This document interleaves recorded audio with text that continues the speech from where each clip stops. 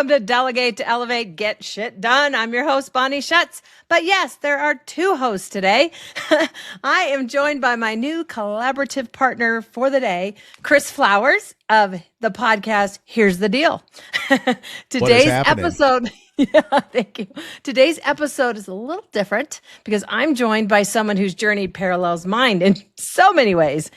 Chris Flowers spent more than 30 years in commercial banking, helping business owners secure financing by telling the stories behind their numbers. I spent 27 years in corporate America as an executive assistant, helping executives lead and grow and look good, grow their businesses from behind the scenes.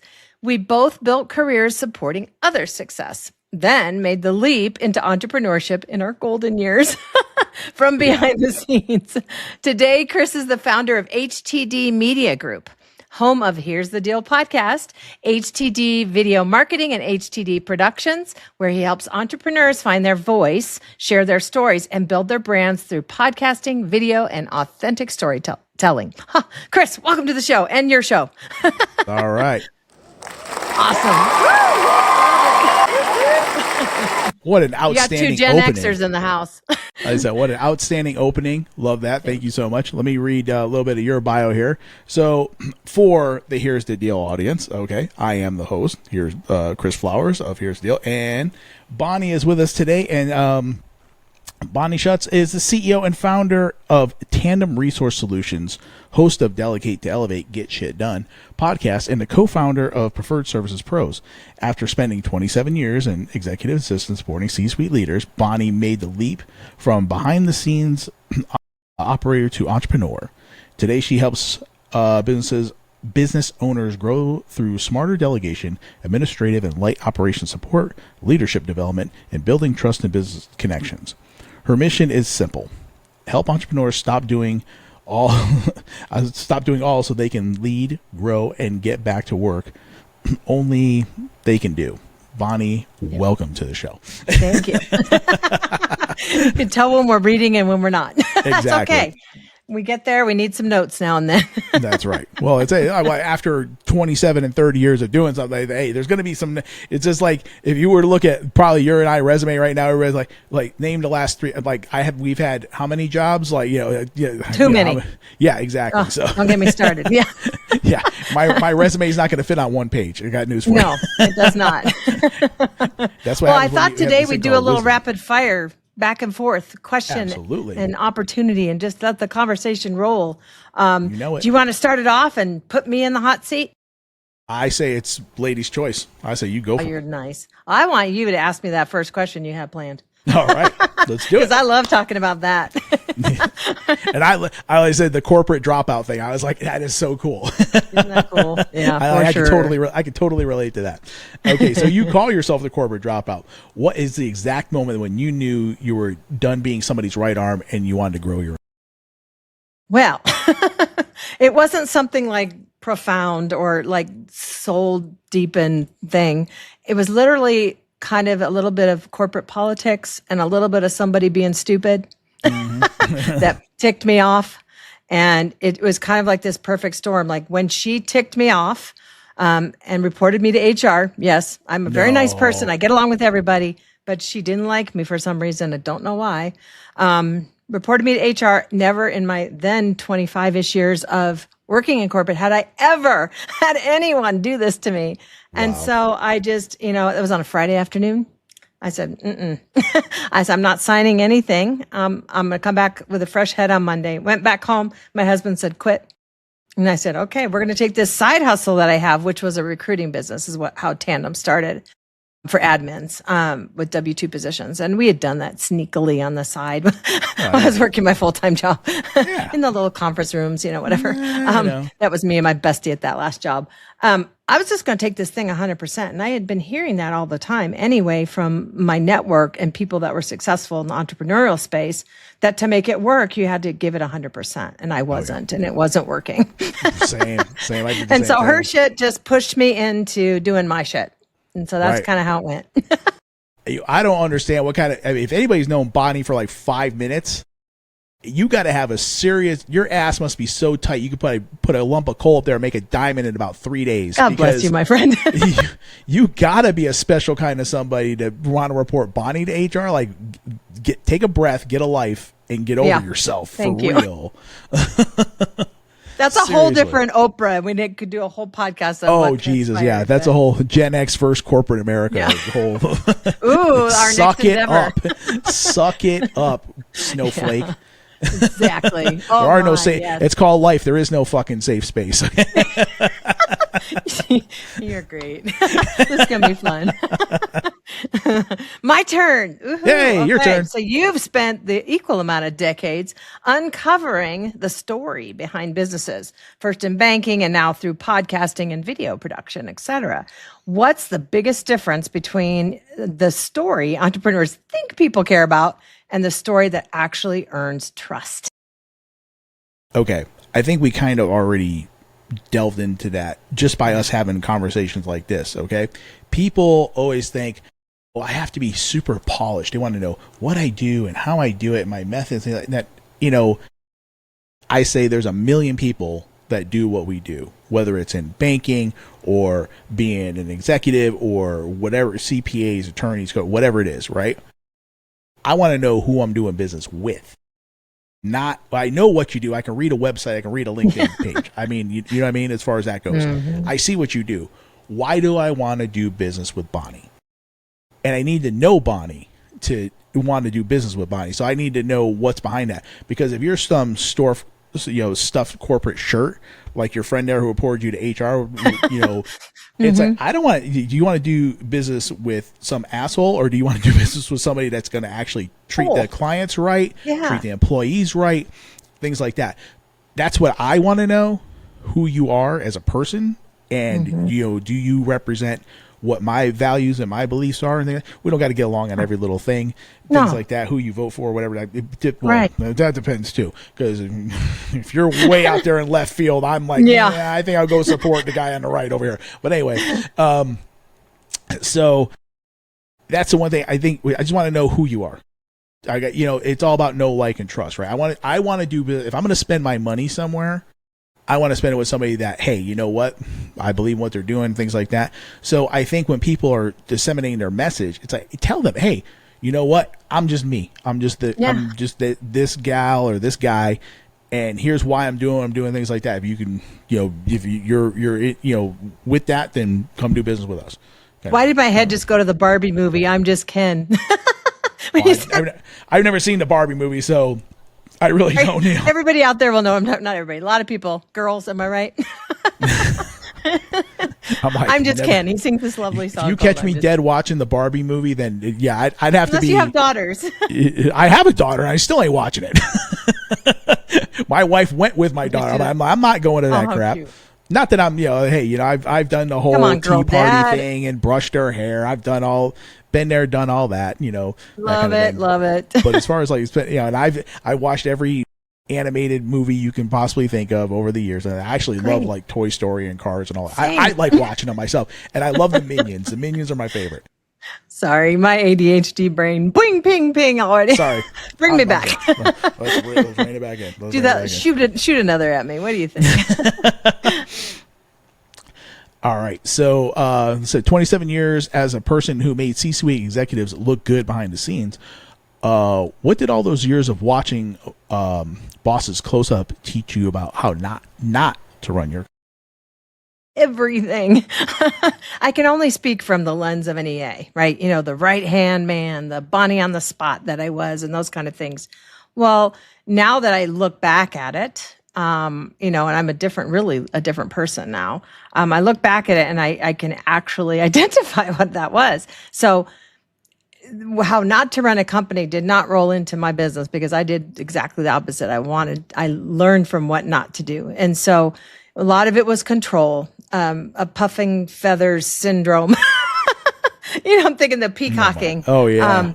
And the biggest one is probably trust. I think it's like that saying, trust but verify. I say it a lot on my podcast. If you've done your due diligence and you hired this person to be your right hand and be by your side, making you look good, covering you up from the shit that you're doing, that kind of thing, then trust them, give them a little leash, a little rope. If I had been let into inboxes and been able to sort and organize their days for them, then that would have made a huge difference in their lives. And so, that kind of thing, the inbox and actually speaking for them, being in the meetings and being their right arm, that I need to see the vision of what they're doing. And so now in my company, I wanted to create it to be the company that I would have wanted to work for all those years ago. So I feel like I'm almost there. I'm not going to lie. I'm not 100% there. And I've been doing it for like 10 years. But I know what I want and I'm trying to get there, we'll say. Yeah, but don't you think, like Steve Jobs says, like, I hired smart people so I don't have to tell them what to do. Yeah. They know, and that's the thing, is if you share the vision, okay, and if you're sharing what it is you're doing and you get that buy-in from your employees or even your clients, if they're buying in, you know what I mean? Yep, exactly. Again, they're going to want to work for you. They're going to want to promote the company. They could be in the middle of the grocery store and, hey, you need help with that. Like, hey, that's what we do. Exactly. But because that's a thing, but that's a company that you have to create, because corporate America is not going to create that environment. They're going to be worried about the numbers and statistics and this and that. And, but it's like, but when you have that culture, when you create that culture of like, hey, this is what we're about. Yeah. Whether you're the janitor or whether you're the CEO, it's like it makes not only does it make a difference to the. Of course, it makes a difference to the employees, but it makes a difference to the clients too, because they can feel it. Yes, the cohesiveness. And that's funny. You see, I have a client that I actually support as a fractional EA still, because that was still who I am at my core. And every time he adds me to an email to help schedule something with somebody, he says, I've included my amazing EA on this email so she can get us all set up. And I was like, where the hell were you during my corporate career? None of my bosses ever put me out there to their colleagues like that. Like, see, I do that with, from my side. I wanted to, hey, here's, because they're a part of the team. It's like, it's all a part of what you're building. And the more they feel like they're a part of it, the more ownership they're going to, like I said, they're in here, like they're going to want to do a good job. If they're showing up for a paycheck, it's going to show. That's a whole nother thing. Totally going to show. Yeah, and then the turnover is just going to be ridiculous. And what's the most That's trust yourself in what you want, right? When you're hiring somebody, when you're bringing on a contractor, whatever the case may be, ask questions. Do you like to do it this way? This is how I do it. Just ask those questions and drill it down to find your right person. Yeah. Especially when it comes to delegating, I know we're going a little off topic. We're not going off topic, but what we're saying, when it comes to delegating, okay, here's the mission. Okay, here is the mission. Here's what we're doing. If you get there a certain way, different from my way, as long as it's not illegal or completely off the wall, making me look bad, right, like you're sitting there. I was gonna who knows spout out a bunch. Who knows what you're doing sitting there? Yeah, but I mean, as long as it's within the boundaries of, hey, here's how we operate, here's how we do things, here's what we're trying to accomplish. However you get there, great. As long as it's, like I said, we're not going to jail. The end goal. You're not doing all kinds of crazy stuff. I don't have to be there and micromanage you. No. I hired you for a reason, because you're good at what you do. Go do it. Yeah, exactly. Because I don't want to. Exactly. And get that shit off my plate. No, make me look good. Yeah. Like I said, there's a book, The Next Generation Leader by Andy Stanley. And that was the one thing he said. And I think business owners got to live under this law. Okay. It's like, there are people out there that love to do what you hate. Pay them to do it. Amen. Period. Yes, there really is. And I didn't, I guess I didn't know about that kind of stuff when I was in corporate, until I went and did this on my own. Because it was all multitasking, and you got to be able to multitask. How much can I do all these different bullshit things. And it's like, no, it's not. I hate doing this job, and it's going to suck all the energy out of me doing this shit. I don't want to do it. And the minute I can delegate that off to someone who actually likes doing that kind of crap, that's going to lighten my load. I'm going to feel better. I'm going to have better energy. I'm going to be like, hey, how you doing? What's going on? Like, lean into it. Yeah. And that's what I wish, though, drawing it back to what helped me get out, and what people I worked for and their control and their trust issues, just lean into it a little bit. Cause I think we could have gotten there sooner than me having to work for you for 5 years before you trusted me and my skill set or whatever. So what you do obviously is take people to the next level. So they're ready to think of better ways to grow their business in marketing and podcasting. As I know myself, how much it's really established me as a brand. So you help people launch podcasts, but a podcast is still another responsibility for a business owner. I relate to that. At what point does someone stop treating their show like a hobby and start building systems around it and strategy? Well, what I do, I think what you and I kind of did, we kind of did it out of necessity. It kind of just happened to be that way. Like I've always wanted to, like all my years in banking, right? Like I'd be sitting across the desk from you and I say, hey, Bonnie, here's the deal.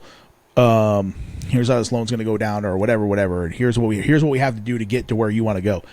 Or, and whether it was they got themselves in trouble and did some things, or they were in a big hurry, so it's, or what. And I was like, okay, let's plan this out. Let's sit down and get a strategy. So I'm sitting there like, and I called it, and especially if somebody wanted to start a business, I call it going Cortez, where they quit the job. I mean, they're burning the ships like day one. They land, they burn the ships. So they quit the job, cash in the 401k, max out the credit cards, and then they come to me for the loan. And I'm like, bro, we're stuck. You talked to me 6 months ago, we could have put a plan in place. Now it's going to be really expensive for me to dig you out of this hole. So I think that's the thing when I first question I'm going to ask somebody when they say they want to start a podcast is why? What are you trying to accomplish? And they're going to say, well, I want to build my brand. I want to promote this. I want to do that. Okay. Okay. Now the next question, which is more important, because I got 3 rules when somebody's going to start a podcast. Mm-hmm. Have a clear, concise message. You have to commit to it. Okay. Yes. It's got to be a total commitment. All right. And then the third is just hit the effing button. That's it. Right? Just go. Just do it. Just go. There's no perfect timing. You're going to F it all up anyway. Just do it. You'll get better as you go. I look at episode 1 of mine and I'm sitting here laughing at myself. Exactly. Now the things I've learned by just doing it. So that's the question. You got to commit to it. So you got to, whether it's the scripting, the editing, everything like that. I mean, whether shooting the show consistently every week, or some people are doing it every day. Depends on what you're what you got going on. Yeah, so that's good. And if you can't do that, like I was talking to somebody yesterday, and they're like, "Yeah, I want to do this podcast," and I'm like, but I'm like, "Hey, are you going to do this every single week?" Okay. Do you have these? You could always hire us to help you with the promotion. Exactly. Like, literally, that's what we do. I mean, hey, we do the scripting, we do the editing, we do all that kind of stuff. Yeah. But through the production side. But if you don't have that time to commit to it, to at least to the recording part of it, and we got to brainstorm the thing, then let's just shoot you some reels that you can use for marketing. There you go. You know what I mean? Yeah. If you're not willing to do this every single week, but you want something that's going to promote your business, I can create you reels through the video marketing side, and you can put that on your social media and your web page and everything else. Okay. Awesome. And we can do that in one session, sit down, bang a bunch out, get it done. Love it.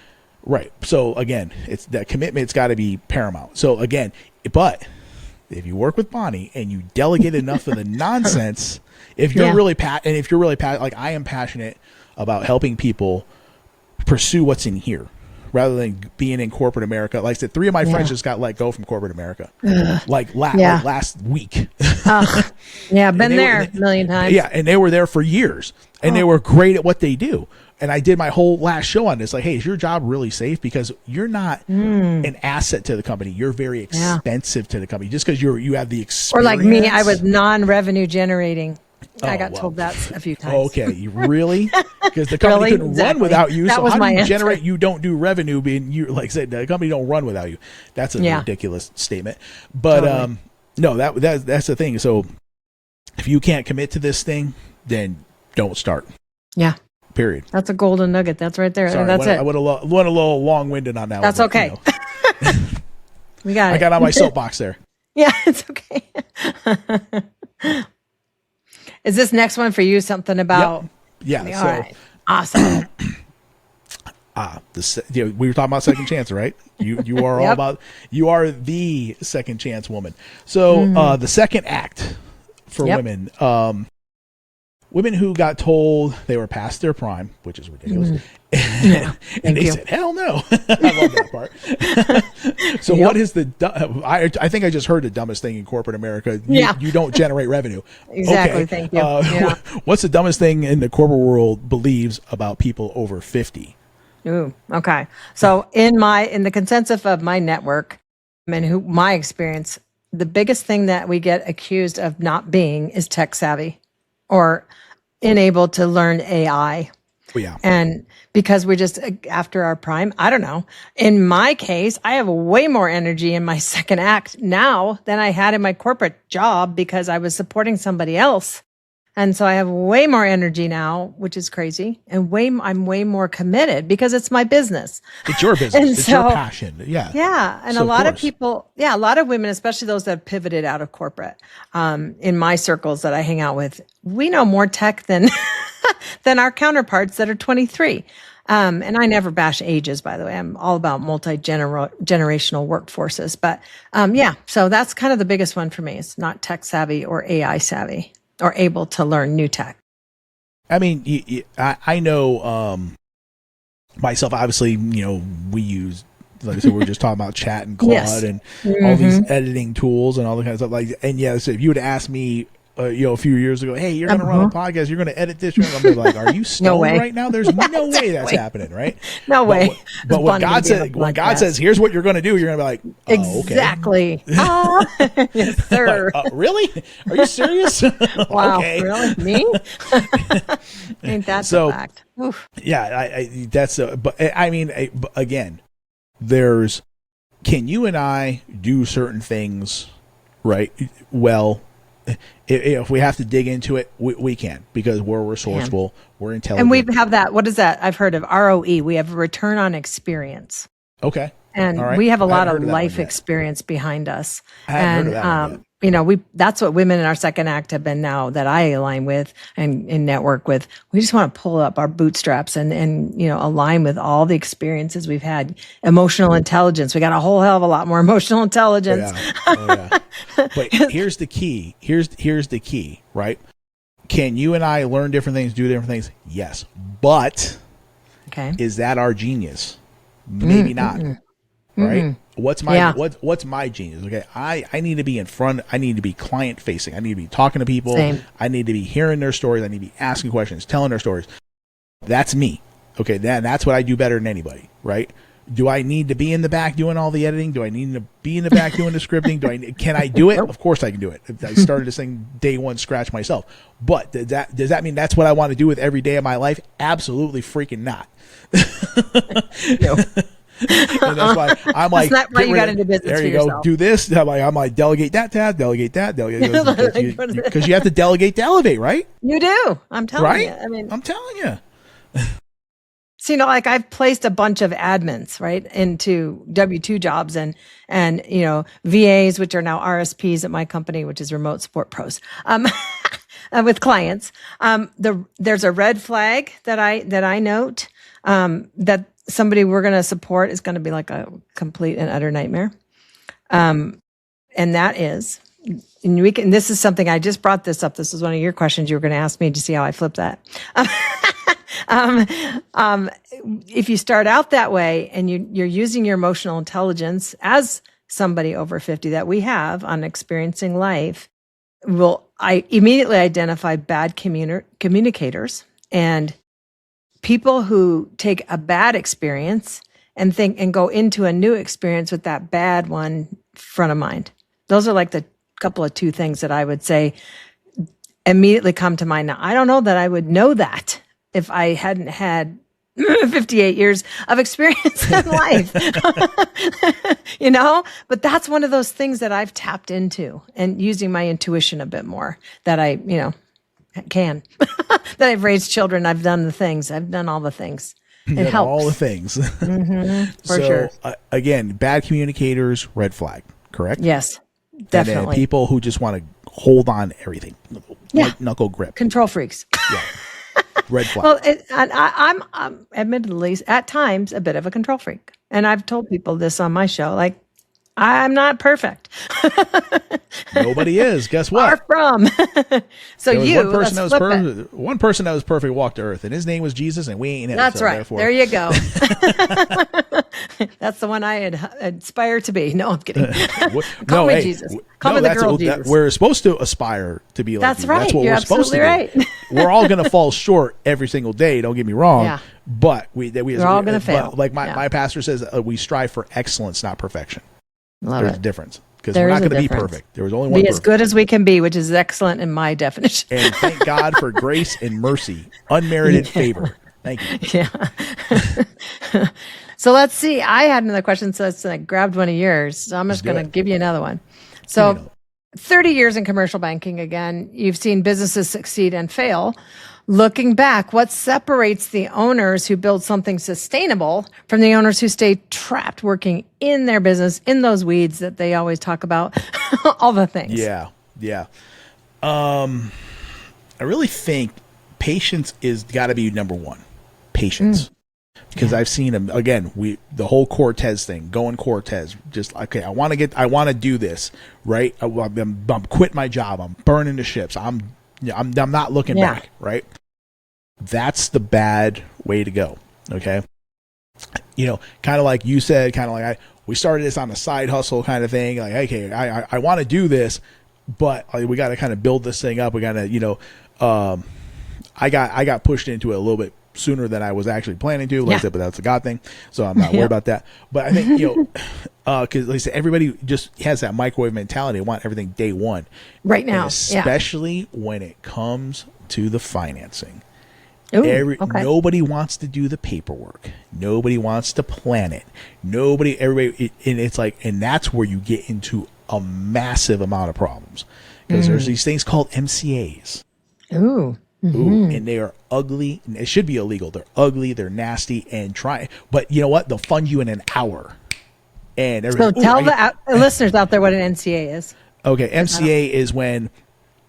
Okay, so you have receivables, right? Whether it's your merchant card processing or you have your accounts receivable, people owe you money, things like that. They're going to advance you money on those things, especially on your merchant card processing, which everybody gets sucked into. Like, oh, I can fund you $4,000 in an hour. They're like, great, give it to me. But it's a vampire. Like, it's a mob loan. Period. End of sentence. It's a mob loan, and they own your ass after that because they're going to take money from you on a daily basis. Okay, so you think I'm batching up? I made $1,000 a day. No, you didn't. You made maybe 300 if you're lucky. Because they're going to rip you in half. You know what I'm saying? And you're never getting out of that deal, because now banks won't even buy out MCA loans anymore. Before you could refinance it with an SBA loan or a bank loan. Now banks are like, we ain't touching that crap. No. You know what I'm saying? But Founders beware. I can be funded in an hour. I don't have to do all the paperwork. I got to do tax returns. I got to do a P&L. That's what you have a fucking CPA for. Okay, that's what your CPA is for. Delegate that shit. Say, hey, here's what I need for the bank. Get it to me. Things like that. Yes. So patience is definitely one. And here's the answer you're going to love. You got to be able to delegate. Okay? Period. Start building those muscles. I call them delegation muscles on a spectrum. Kind of like, you start here with the 10-pound weight. If you want to build to the 100-pound weight, then we can get you there. There's people that'll get you there. But if you resist the weight, you're not going to grow that muscle. Yeah, and I'm not even a worker outer, so look at me. If you don't go to the gym, you're never going to work that muscle out. So, exactly.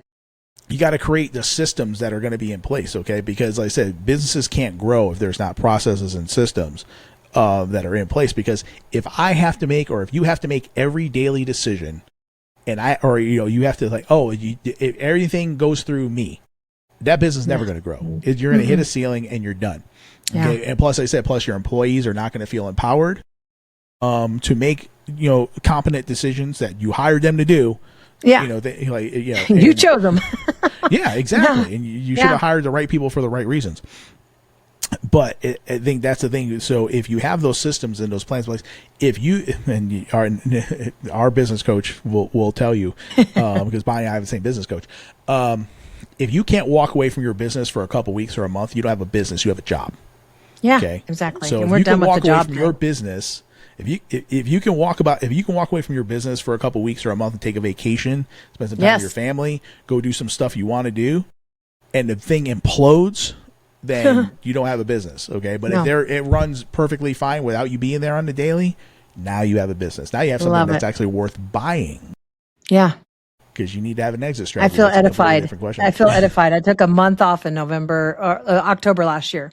And Nice. it was amazing. My business was still here. The podcast has a nice little pipeline of recordings that were ready to go. Boom. It's See, but you preparation. had a system in place. You had everything set up where it's like, okay, the machine's gonna run Yeah. without me being here.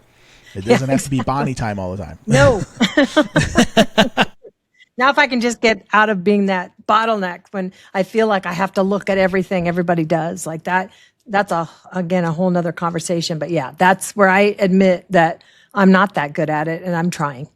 I'm learning from all these wonderful guests on the show. So No, I mean, I'll get there. That again, it's a it's just like anything else. When you finally find that you have that right person that you say, okay, yeah, they can handle easy. this for me. Then it gets It's like easier and dating. easier. Right? Like relationships. It really is. I mean, my business relationships I talk to every day, all day. My husband's at work. Right? Right? It is what it is. But yeah. Gosh, let's talk a little bit more about us and what what we do. We mentioned a little bit about AI and creating content. You know, it can create content all day long, but you often say AI can't tell someone's story. Now, this is what I wanted to ask you because, you know, I bet this is your competition these days. Where do you think entrepreneurs, not really good, should lean into AI, and where do you think they absolutely need to stay human in their real, true voice like we're doing right now? I think, and here's what I always say, AI is a tool, like a hammer is to a carpenter, or like a pan is to a chef. Okay, a knife is, to a chef, right? Use it as a tool. You can use it for research. You can, hey, when you're doing a social media post, let's graft it for Facebook and specifically for TikTok and specifically for LinkedIn, because LinkedIn has a certain algorithm, Facebook has a certain algorithm, TikTok has a certain algorithm.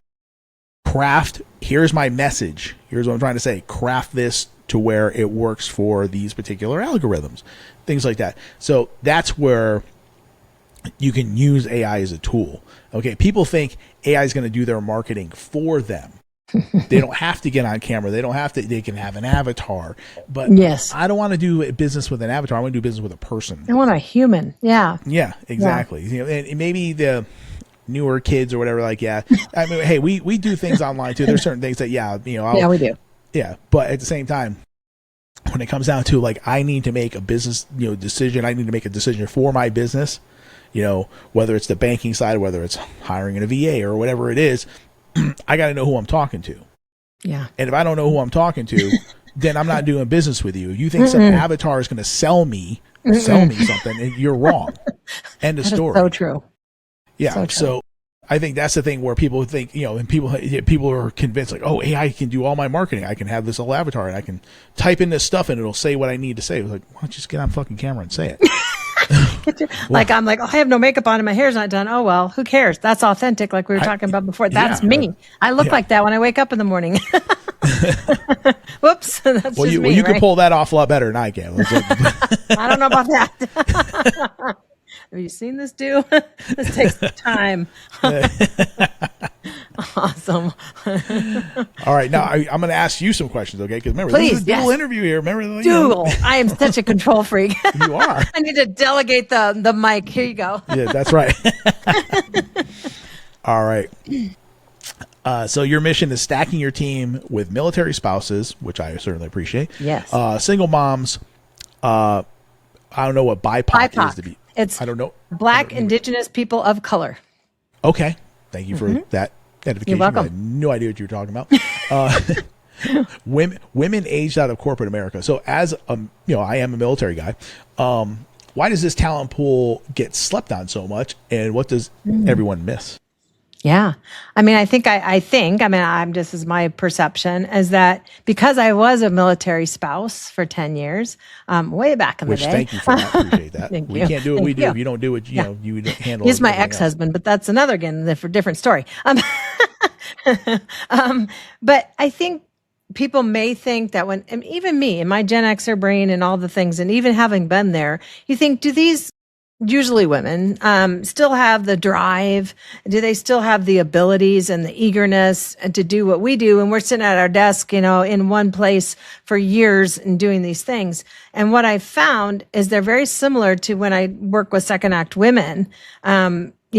They have more so, like I mentioned earlier too, more so drive, and they're just the need to succeed. I have the need for speed, and the need to succeed is still there. And I remember I had to think about it for a minute in my military spouse days. Like I was more just like, what the hell am I going to do? If people actually say more like the way we really recognize and support our military, how about we recognize and support the people behind them, their spouses? Absolutely. Yeah. Absolutely. Yeah. And my company became a partner with the military spouse employment program called MSEP. And we got inducted at the Capitol and all the fun stuff. So that was really cool for us to give back to those military spouses, give back to BIPOC, which is the underserved communities. And if they don't already have that feeling like I just got to show my worth, unfortunately, they want to do it as much. They have the drive, they have the abilities. And then women, obviously, again, women aged out of corporate. We got it. We got you. Single moms. I was a single mom for 10 years. If anybody doesn't need a single mom, they really do, because single moms really are just the ones they're scrappy. They do what they got to do to make ends meet oftentimes, and they may go above and beyond your expectations at all times. Oh yeah. Especially if you treat them like they're a valued part of the team and things like that. They'll they'll kill for you. And give them a little time off to help their kids, because that was a real them struggle. Like a human being, understand their situation. Like, hey, they got to pick up a kid from school. They don't have another spouse. It's just be real. Your expectations have to meet somewhere with what they give you. That is the real. People ask me all the time, why do I do this, and why did I start doing this? I had thought in my mind, was that, like I said earlier, I want to get the information that I have out to people prior to them making the mistakes. Okay. If I can help you either start a business correctly before you go Cortez on me, let's get a plan. Or like I said, if you're already in business and you're kind of hitting that ceiling and you're tapped out, like, okay, here's where the MCA loans start flooding and you start taking the quick money as opposed to having a plan. Maybe got to do a little bit of paperwork, get a P&L put together or some projections, God forbid. Again, that's what you have a CPA for. I thought that was like the reason why I wanted to say, hey, I want to help people. I want to help business owners prior to making the mistakes. I want to say, hey, I want to get this information out there. So anybody that's in a corporate job you cannot stand, okay, you got something in here you want to do, let's talk about it. Let's see what we can do to develop that plan. That was what I thought my why was, right? No, it wasn't until like literally a couple months ago. I'm up and, like I said, I talk freely, but I do love Jesus, believe it or not. And he loves me just as much as he loves anybody else. For all you people like, oh, you were cursing a little while ago. So what? Anyway. It's just a word. that's between me and him. It ain't none of your business. Thank God for unmerited favor and mercy. Grace. Thank God. Anyway, so the real why I do what I do is my mom. Because my mom was a single mom. Okay. Love that tie-in. And again, she was just trying to, she had to raise 3 kids by herself in a tough neighborhood. Okay. And she's just trying to survive. We're Italian. She's always a great cook. My brother became a freaking executive chef. She taught him how to cook so well. He just took off with that shit. Very cool. So we all know how to cook. But so I always said, I was up and I was praying about one more, and it just flooded into my head. It was like, if somebody would give my mom a little bit of encouragement and a little bit of information, because she's always great with numbers. That's where I got it from, the banking thing. And she's always a great cook. So it's like, if somebody gave her a little encouragement and a little information, said, Betty, you can do this. You can start a catering business.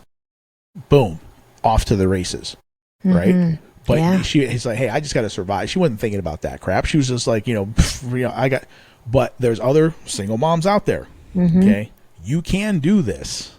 Yes. Okay. You have 2 resources right here that can help you. Either you can work with Bonnie or we can help you start that business between the 2 of us. 1,000,000%. Yeah. So if it's in here and you want to do it, before you go Cortez on me, let's talk about it. I'm so stealing that. Don't go Cortez on me. So stealing it. I love that. I absolutely love that. That's so cool. Ugh. So I think I'm going to throw this one at you. Well, I'm going to throw it back at you because it's actually your question. Most business owners say they don't want to delegate. Then they white knuckle everything. I'm stealing this one because you like totally said that this may be you. They white knuckle everything anyway. What's the real reason people don't let go? Is it trust, ego, or control? Like, what do you think it is? Well, like, what are you experiencing in letting go of some things? Well, no, the only reason why I'm not letting go of some things is because, like I said, because I need to, have somebody on like full time, like 40 hours, and I'm just not there yet, payroll wise. So that's the only reason. Oh, trust me, I will delegate every damn thing. You're ready. You have no idea how prepared I am to delegate every damn thing. So I'll flip that, and I'll actually answer it for you. Then well, I do have an answer for it. But, please go. Yeah, But it's literally all three of them. I mean, really, my God, I literally wrote all three. Yeah, it's literally all three of them. Because a lot of times, like I said, it's the ego which ties into the control, right? It's like, oh, this is my baby. This is I do it this way, and this like hey, nobody can do it like me. If you got a kid, again, who's hungry and striving, and they're 25 years old, and they got a more efficient way of getting this thing done, and it matches everything's end result's the same. Like I said, nobody's going to jail. There's no anything illegal going on. There's nothing against, morality here. We're not exploiting anybody doing anything crazy. Let them do it. I mean, that's what you hired them for. Let them do it. I recently got to work with, I recently got to work for a month and a half with an intern from a local college. And oh my God, I didn't know what I didn't know. Working with a Gen Z, I guess. He's 19. And boy, oh boy, was that a cool experience. And that's the way I like to share with people, to delegate a little creatively. Reach out to local colleges if your budget isn't there. Just telling you. I'm working on doing that right now. Nice. As a matter of fact. See, you got me. Yeah. So our brains are in tandem, I like to say. I'm not as white knuckle control freak as you think I am. I'm actually not. I wondered where that question was coming from. Did AI create it? Just kidding. No, because I run into this like 10,000 million billion times. Like, dude, like you don't have to wear all the hats. When you first start out, you got to wear all the hats. We already know that. You're the CEO and the head janitor. Yeah. But literally, and like this is another thing. It kind of reiterates like, okay. And I just tell people all the time, startup business, right? They come in and I say, okay, what's your exit strategy? They're like, tell you talking about exit strategy. I'm just getting started. I'm like, no, you got to be thinking about the exit day one. Yeah. Because every decision you make from day one to the day you want to exit this thing affects that. It does. Okay. So if you're trying to control freak this thing and you're not trying, it's not going to grow, and you think I'm going to sell this thing 10x down the road. Okay. Like I said, if you are the one making all the decisions in the business, as soon as you leave, you might be making X amount of dollars in revenue. The moment you walk out the door, that plummets to nothing. Yeah. Oof. Okay. I'm not going to buy your job. I want to buy a business. I'm not going to buy your job. Okay? Ooh, I like that. You're absolutely right. Yeah. Who thought of that? And if you can't get there to seeing the vision for exiting, that's when I would say delegate your mind to a coach, a business coach, life coach, somebody that can help get you to where you want to be. Shout out to Eric. We may know a guy. We may know a guy. Hey, we know a guy. This Eric Whitmore guy. Who's this guy? Yeah. Hey, he was on my show. He's probably been on yours a million times. I know you've been on his. I'm about to say I produce his show, so you're always on his show all the time. Awesome. No, and the thing is, like I said, you have to understand, and I've run into this 10 million times where everybody's like, they say they want to get a bag at the end, right? They say they want to sell their company for X amount of dollars and all this other stuff. But again, it comes back to I always tell people you got to have a board of directors, right? Yeah. That's your spouse, number one, who needs to be really the chief person in charge. I know my wife is. My wife is too. Your banker, your CPA, and your attorney. Okay. Important. Now they need to understand something. They work for you. Because I've had a million times say, my accountant said this, my attorney said this. Like, you know what? My husband said this. Tell your accountant to write the fucking check then. Because if you want my money, here's what I want. Okay? No kidding. Yeah. Yeah. So you tell the banker, the CPA, and the attorney, here's the vision. Here's where we're going. Make it work. The banker is going to say, in order, like I said, for me, I know I'm going to buy a commercial building. That is happening. May not happen today. They ain't happening tomorrow. But it's that is my long range plan. Nice. Everything I'm doing now is to that end goal of buying a building, having my studio in there, subletting out studios, the whole nine yards. So I'm going to sell this company, and I'm just going to collect the rent checks. That's my exit strategy. Sounds like a good plan to me. When it's working every single day, I'm working towards it. So love it. That's what I tell it's like, okay, here's the goal. The banker is going to say, in order to do this, we need to make the numbers look like this.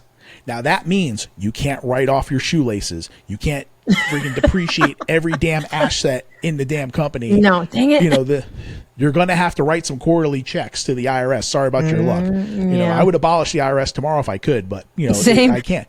Yeah. So, but these are the facts of life. If you want to do anything in this, if you ever want to get loaned a nickel from a bank, you got to show you make money. And in order to do that, your CPA is got to say, hey, okay, here's the goal. Here's what I want. CPA is going to say, okay, then we can't write this off. We can't depreciate all this stuff. So we got to make the balance sheet look like this. And the attorney makes sure everybody doesn't go to jail. There you go. That's the goal. Don't send me to jail. Debtor's prison or whatever they used to call it back in the day.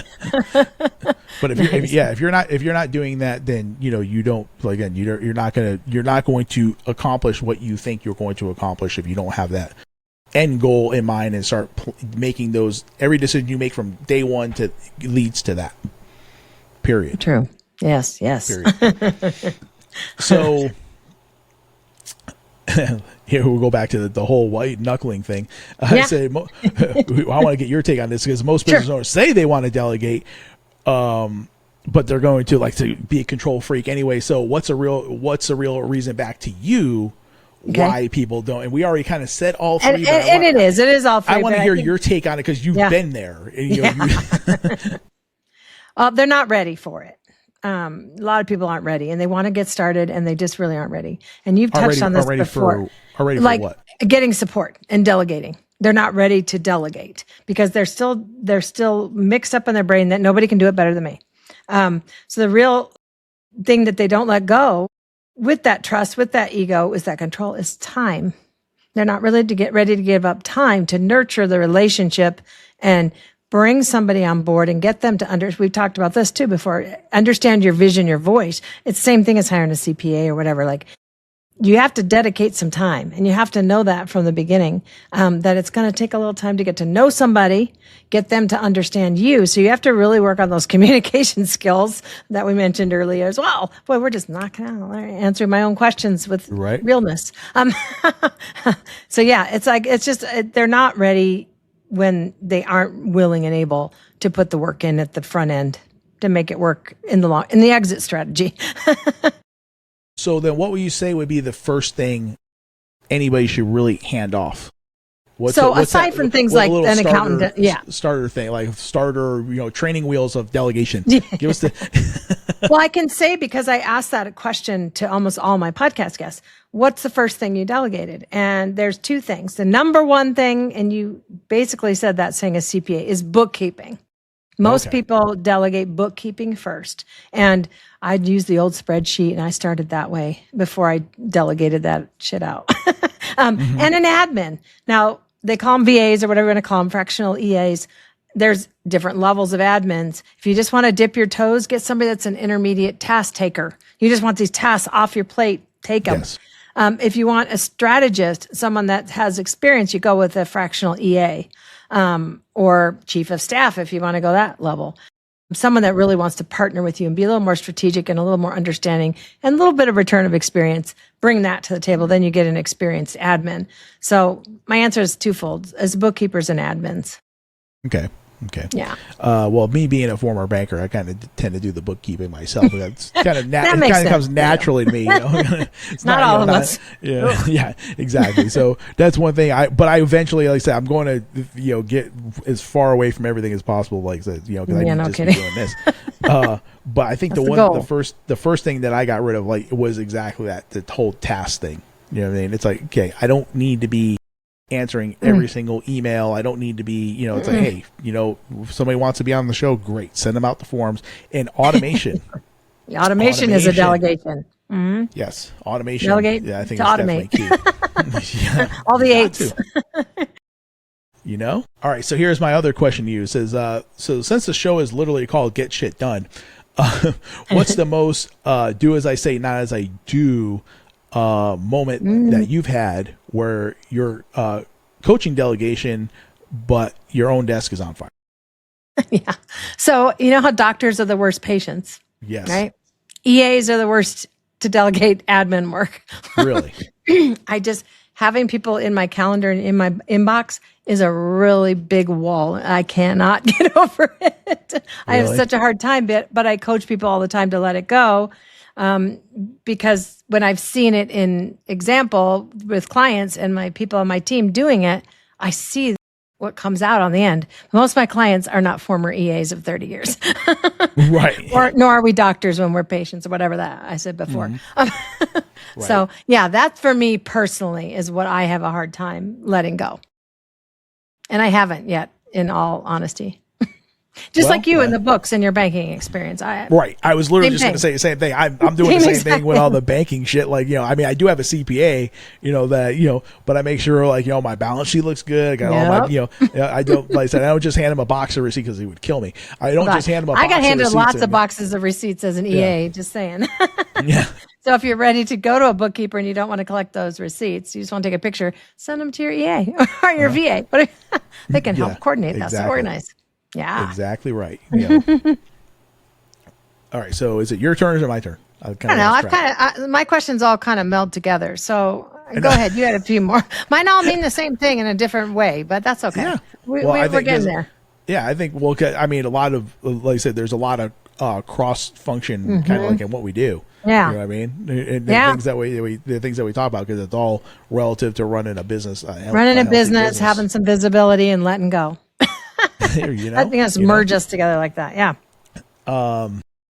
So you've had a ton of guests on your show. So what's the best mic drop line a guest ever dropped on you that actually stole and your own life, how it is now? Like, what do they live my days. I had a guest on who's not aired yet, but her name is Lane Booth.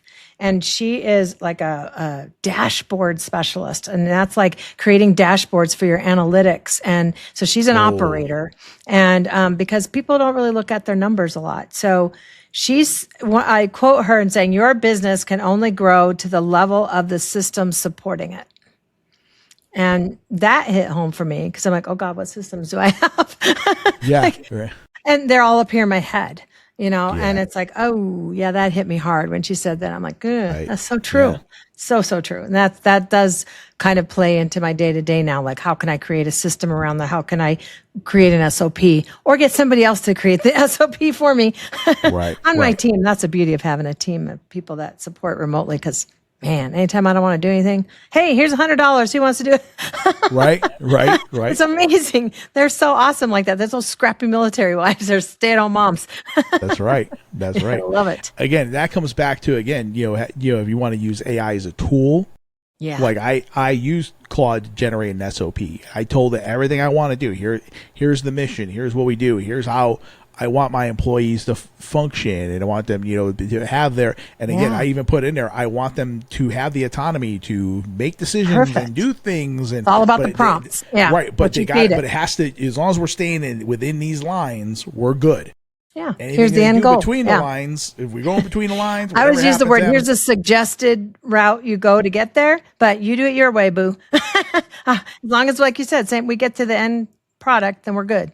Yeah. We get to the end, nobody's going to jail. There's nobody, like I said, nobody's getting harmed, illegal crap going on, and we're good. Keep it on the up and up, we're good. As long as you get me Yeah. there. Yeah, that's Yep. like something that most people that's the control people that don't let go and let somebody else do it if they can't easily say what we've just said. I got to ask you this question because you actually run the business with your husband. See, I don't run I run so things it by depends my on life, which business. Yeah. Which business you're talking about. Tandem Resource Solutions is my baby. Okay. That's my remote support admin ops pros. The podcast is mine, but he does some production for me. So that's my creative cross delegation to my spouse because he's free. Okay. No budget constraints there. And then another company we just recently launched is now we are co-founders. So in that new company, yes, he is my business partner.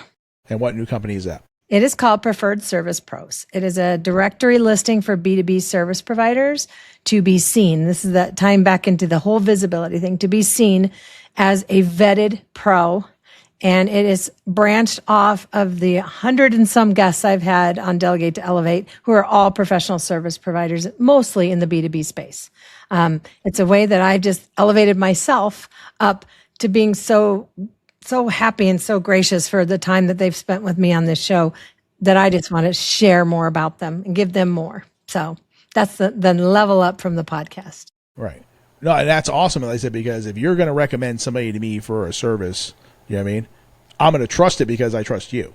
And that goes back to the whole being human thing and I think we talk about. But if I don't know who you are, Bonnie, then how am I supposed to know I can, I'm going to recommend you go to so-and-so. I don't give a flip what you recommend. Like, I don't know you. Tell me why. Why. Yeah. Who is this person? What's all about them?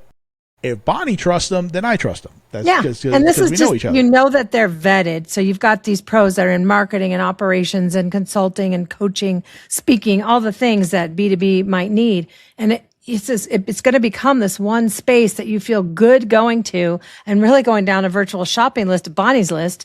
It's not just me. We do have a vetted process and we have everything we check when somebody signs up to be on the list to make sure they hit all these points. And, they may not. Only the preferred. That's our little tagline. Not everyone makes the list, only the preferred. There you go. Hey, like I said, that's you got to step your game up. You want to make, want to be one of on Bonnie's list there. Exactly. But so how do you and Clyde keep it? Clyde. Yeah. Scott would have something to say about that. I love that. Scott's the hub. No. Oh my God. So he has supported me in tandem whenever I needed help. I was having an entrepreneur moment and I just can't talk to this client. He's so low key and so low stress when it comes to that. So he has helped me with tandem on the side whenever I needed it. In this new, but whenever we were doing that, I made him my CFO because I told you I don't like the numbers, blah, blah. So he did the numbers, the bookkeeping, the CFO level things. And it was a bit of a difficulty for us. I ain't going to lie. And he knows I said this publicly. So sorry, honey. It was a hard thing to navigate because here's your spouse, but also I wanted the respect and I had to stop him sometimes, say, listen and think of me as the CEO right now, not your wife. And yes, I'll listen to your suggestions, but I may not take them because maybe I've done some research and maybe I know my business. Now that was tandem. Now we're going into the new business. He's my tech guy. He's my money guy. He's all the things that I'm not. So I have cross-delegated to a co-founder in this sense. And I'm leaning 50-50 with him. So it's a new place for us. Very, very new. But I know his strengths and he knows mine. And so I think because of our practice with tandem, we have a new level going into the new business. So more to come, to be determined how Clyde will take it going forward. We'll see. Wishing us luck. Yeah. So so what I'm hearing is, like I said, obviously, you guys know each other very well, obviously, and there's no sexual harassment suits going on in the company here. Shh, don't tell HR. I'm just kidding. But you're not afraid to draw the line and say, hey. Yeah. Okay. I'm taking the ring off here for a minute. I haven't done that yet, but I get not like that. But you know what I mean? Like, hey, I haven't taken it off and thrown it at him. I'm the CEO. Damn it. I'm not your wife right now. I'm the CEO. Like, here's what so I have to commend you on that because, like I said, especially or commend him both. Like, because there's okay, wait, hold on. You got to have a lot of humble in you. You know, because I know, like I said, my wife tells me some stuff, I don't want to hear about it. And my son, like, she's probably Bite your right, tongue. though. Yeah. She's probably right, though. You know, if I'm smart, that's why He won't tell me that, though, but I hope he's thinking that. No, like I said, 25 years we've been together, so it's like, hey, you know, we're on 22. I get it. Yeah, we're about the same space. Can we have any more in common? I know, right? Goodness. Jeez. And I love Arizona, by the way. That's where he's at. That's where Chris is at, everybody. I wish I was in Colorado, but you're in Colorado. There. Yep. Yeah. I almost moved to Denver because, like I said, a buddy of mine and I worked at Charles Schwab together, and I was single. I was single at the time. So, I started at single, and then I started dating my wife. Mm-hmm.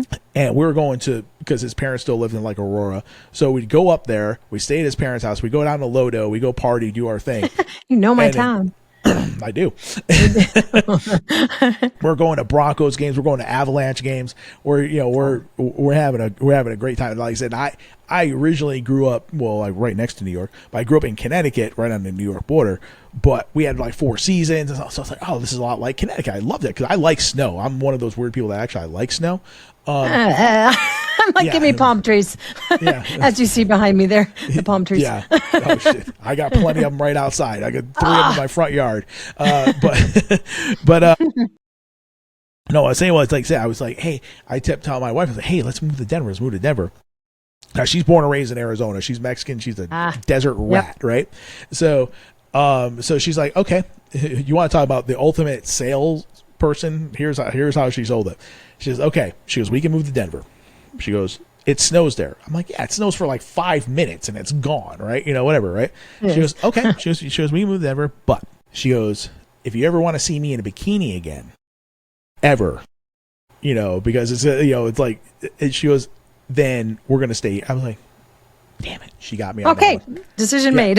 Arizona. I guess we're not moving to Denver. I guess we're staying here.